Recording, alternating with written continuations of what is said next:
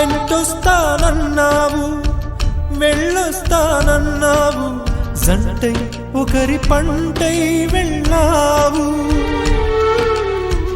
కరుణిస్తానన్నావు వరమిస్తానన్నావు, కరువై మెడకూరివై పోయావు.